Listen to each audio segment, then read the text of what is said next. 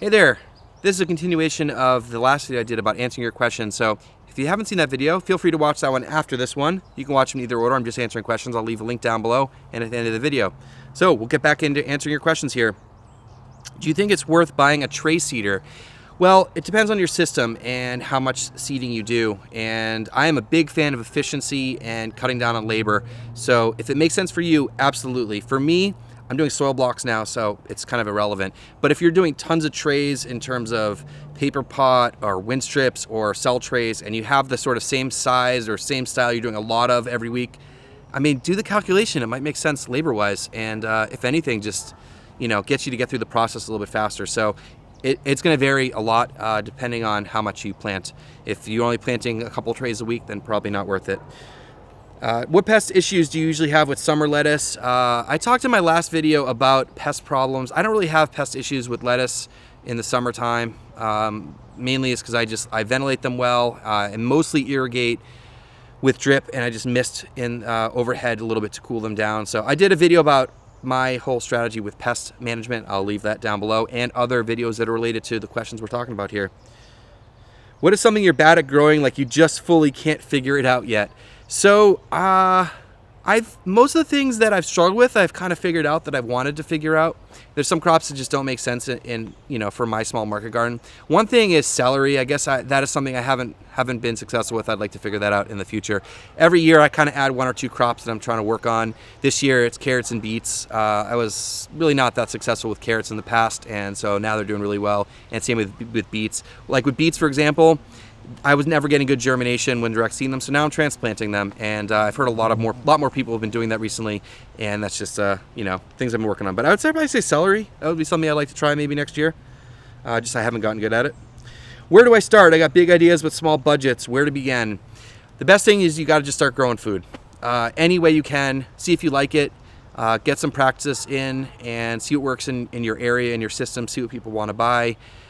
Best investments, honestly, are soil, and if you can afford it, a tunnel. I think tunnels are awesome. I'm growing 100% under tunnels this year, and it's just made my life so much easier.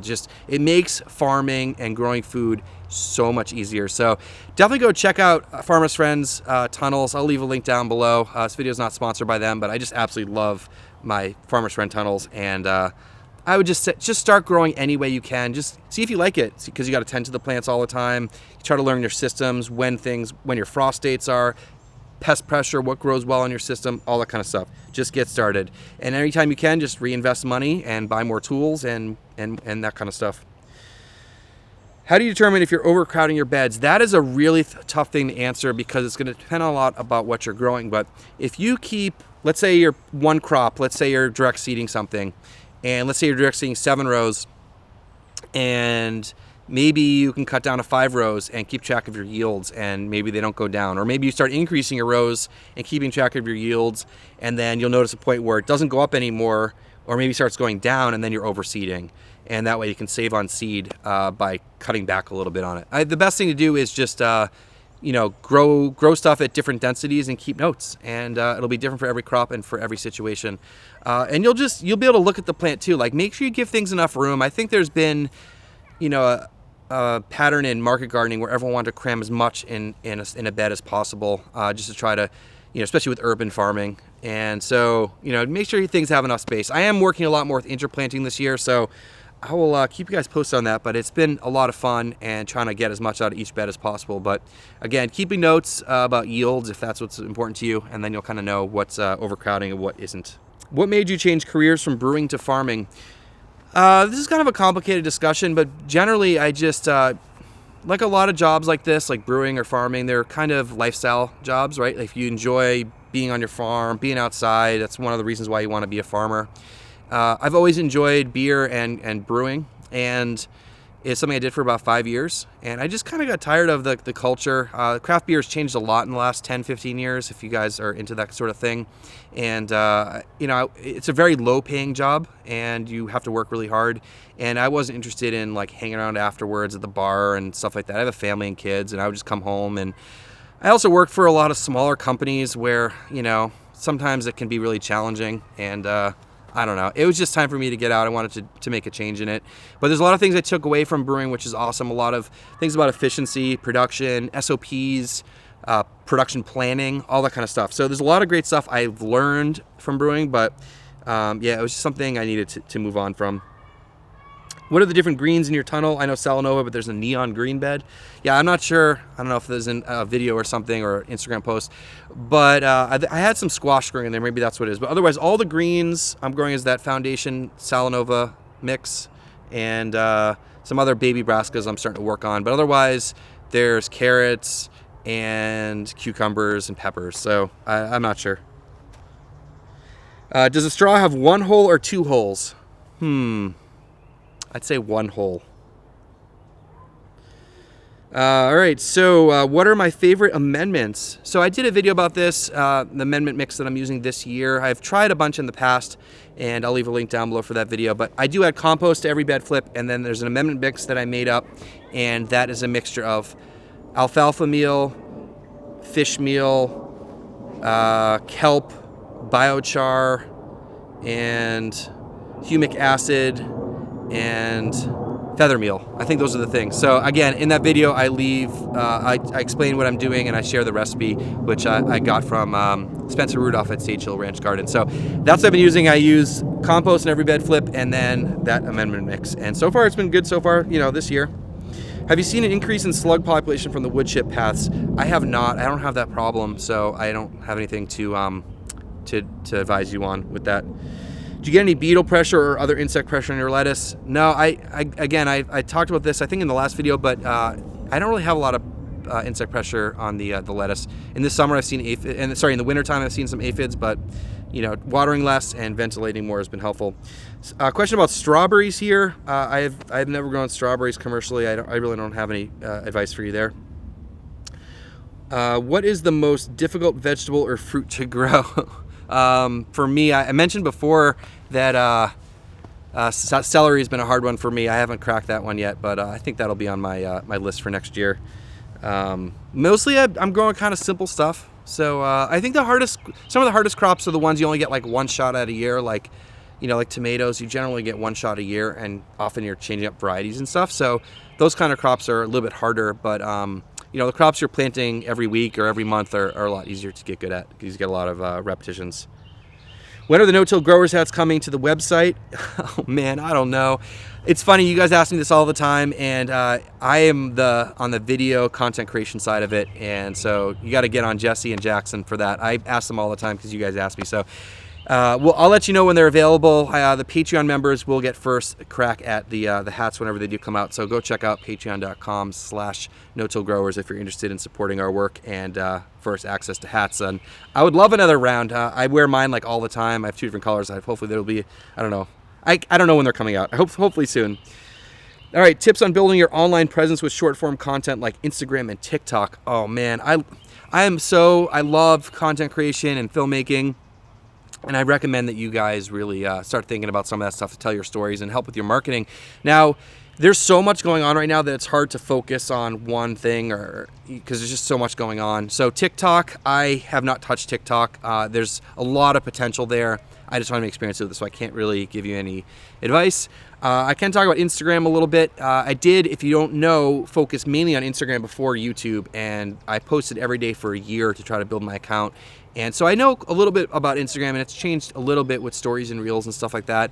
But generally speaking, with any sort of social media, there's a couple things I recommend. One is have intention and have really good quality posts. So let's talk about Instagram, for example. You want to stop the scroll. When people are flipping through, they want to see your photo. The photo should be high quality in terms of it should be visually appealing, and it should make the viewer or the person looking at the content stop and ask a question. If there's something intriguing about the photo, they're going to stop, and then they're going to look into the description and see what you're talking about. So if you can do that, I think that's really helpful. So good photo that sort of asks a question to the person looking at it, and then have a nice description that tells a story. Now, the other thing that's helpful is keeping on a schedule and being realistic about your schedule. So if you can do 2 quality posts a week, then do 2 quality posts a week. You guys know I post Monday and Thursdays on YouTube. It does a couple of things. It's helpful to help gain traction with the with YouTube, I think, and also it keeps me on a schedule, keeps me honest about my my production in terms of making content. So those are things that are helpful for me, but don't be unrealistic about your schedule and say, I'm going to post every day, and then you just put out crappy posts. Like, pick something that works for you and just put a lot of thought into it and look at what works and look at what doesn't work. Question here about comparing the yield of interplanting and not interplanting. I don't think I'm going to do a direct trial for that just because I don't have enough beds, but that would be something that's very interesting. I so far have not noticed much of a difference. Like, I'll plant 2 rows of lettuce amongst green onions, and I basically get the same yield as half of my normal bed of lettuce, which is 4 rows. So yeah, I'm not going to do a direct comparison because I just don't have the space to do that. Those are most of the questions from Instagram. Let's get some of the YouTube questions here. Question here about pests and stuff, but also curious about your greens bubbler, if you add anything other than water when preparing your salad mixes. No, I don't add any sanitizer or anything like that. We have our private well here, which I have had tested before, and I filter the water, and so it's super clean, and I don't find the need to add any sanitizers in there because it's just, I don't know, it's been working fine. Just harvest early in the day, get it out of the heat, and wash it with clean water. Make sure you're changing out the bubbler frequently and clean that out. And yeah, everything's been good. So I don't add anything. For a CSA market garden, would you add special crops, forgotten vegetables? If so, on what basis? All right. So I think one thing about CSAs I want to mention is I think they're the hardest kind of farm to manage because you have to grow so many different kinds of crops, and every crop is different. It has its own, intricacies, and you also have to grow a lot of lower value crops to fill in the boxes. You want to make sure that the CSA members are not getting the same thing every week or they're going to get bored. And you don't want to give them too many random things because they're going to be overwhelmed and tired of trying to figure out what to cook with them every week. So it's trying to find that balance. Like, you probably want to give them lettuce and carrots and cucumbers and tomatoes and, a lot of those staples that people will just eat every week. And then you can mix in a few random things that are seasonal, or maybe some forgotten vegetables, or, like some fun stuff that maybe people haven't heard of. But you want to be careful not to give them too much of those kinds of things, or they're going to get tired, and they're not going to, what happens is they wind up not eating all of it, and they start feeling bad and then not wanting to get the box because, most people who are involved in CSAs, they want to make sure they're putting their food to good use. So yeah, I think you do need a small percentage of that, and that's what really makes CSA farms tricky. In your experience working with chefs, is the product selection you grow a mutual process between their ideas and what you offer? How do you introduce more unusual varieties of veg, herbs, or should that be chef-led? Great question.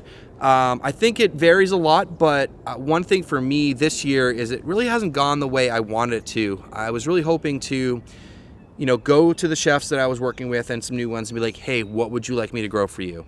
And partly it was because restaurants are just starting to reopen now, but also I think a lot of chefs aren't used to that sort of relationship. So what I had to do was grow kind of what I thought they would want, and then a couple different varieties of things, and bring them to them, and then they gave me some feedback, and then I make adjustments. So it kind of you got to kind of do all that stuff at the same time.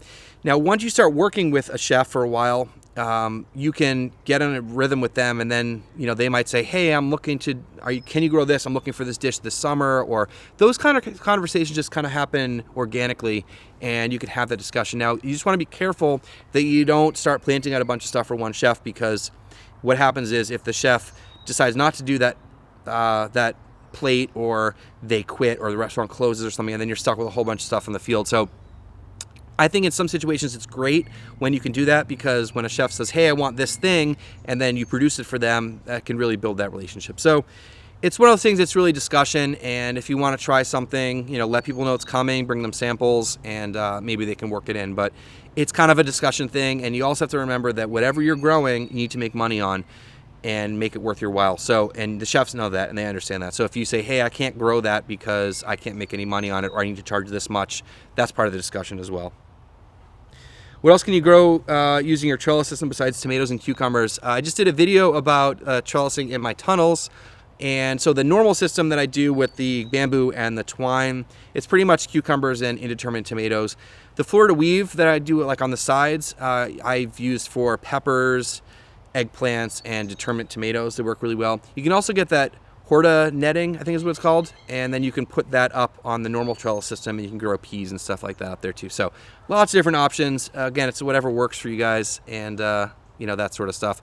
If you're doing some bigger, heavier crops, you might want to think about having a little bit more support, but for those kinds of things, it works really well. What are, in your opinion, the best choice for a mixed salad plot? If so, when I harvest, it's mixed already. So yeah, I did talk about this before, but generally I plant all my salad stuff, all my lettuces. I mix all the seeds together so that when I start my trays, they're mixed. When they go out in the field, they're mixed. When I harvest them, they're mixed. That's great. And then, you want to make sure that in your mix, they're the same dates to maturity, so you're not getting stuff that's bigger and smaller. And that's why, stuff like the foundation mix, which I've talked about, and this video is not sponsored by Johnny's or anything. It's just what I'm using. And, you want to make sure that that's cool. I like to just mix everything in the field and mix the seeds together so that everything's just mixed already. And I don't have to grab from this thing and that thing and this row. Just I go through and harvest it. I don't even have to think about it. It's already mixed. And finding a good mix that you like is good, so that your customers like it. And right now, that chef seemed pretty happy with that Salanova mix. Organizing, maintaining raised beds to help prevent disease or reduce potential loss. I've mentioned this before, but it's really all about healthy soil for the most part and growing things at the right time. So I'll leave that link below for that pest video and my thoughts on it. Yeah, I mean, here's another question about Japanese beetle infestation. Again, I don't spray with pesticides, herbicides, insecticides, any of that stuff, even if it's organic. So I don't have an answer to take care of that. To me, when there's a pest, there's a problem. So you're just sort of putting a Band-Aid on it. You're not finding a solution to it. You're treating the symptom, not the cause. So again, healthy living soil, you want to keep the ground planted, keep the ground covered, disturb it as little as possible, and create diversity. One thing that's great about diversity between bed to bed, but also creating hedgerows or areas where beneficial insects can live, those kinds of things I think are helpful. It's not 100%, but again, I am not going to go out there and start killing bugs, because if those pests are there, then if the beneficial insects come in to attack those pests, that population will get bigger and stronger and protect your plants. So you need to find balance, and it's nothing it comes quickly, or try to grow different crops. Do you put worms in your beds? I have not done this. I would like to, but I think that there's plenty of worms here. And when I went from Raleigh City Farm back here and we started building beds and stuff, I noticed there was a ton of worms, so I'm pretty happy with that. Also, Spencer Rudolph, who I've visited his farm at Sage Hill Ranch Gardens, but also I'm at Growers Live, and he talked about he put out some worms in his beds, and now he has said there's way too many worms, and he's like, is that a problem? So I don't know, it can be a problem or not, I'm not sure, but I have never done that. Maybe you could create some compost and use that compost, and maybe there's some worms in there, and I don't know. I mean, if there's no worms anywhere, I'm sure you can introduce them. I have no idea what kind to recommend for you. I kind of just go with what we have here. I bought a white plastic high tunnel with windows. Can I grow summer crops in it? I don't know where you are or what kind of crops you're trying to grow, but the main thing is you got to keep it cool in the summer. So for me, the end walls are completely open with my scissor doors. The walls are raised up all the way. I'm misting during the day with overhead irrigation. And if I need to, I have shade cloth. Luckily here, I don't have full sun all day, so it's actually kind of helpful in the summertime.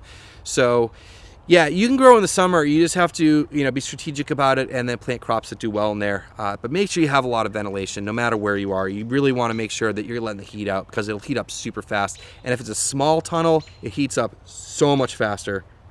So yeah, that kind of wraps it up. I got through most of the questions, and I'm really happy to try to connect with you guys and answer some of these things. And it's great to hear what some of the things are that you guys are interested about that I haven't been able to talk about. So hopefully you enjoyed this, and if you like this, maybe we'll do some more, or we'll do live stuff, or maybe both. I don't know, but I just kind of wanted to connect and make sure that you realize that I am trying to help you guys as much as possible. So hope you enjoy this. Thanks so much for watching and all the support over the last couple of years, and hopefully you subscribe to this channel if you're not already, and we'll see you in the next one.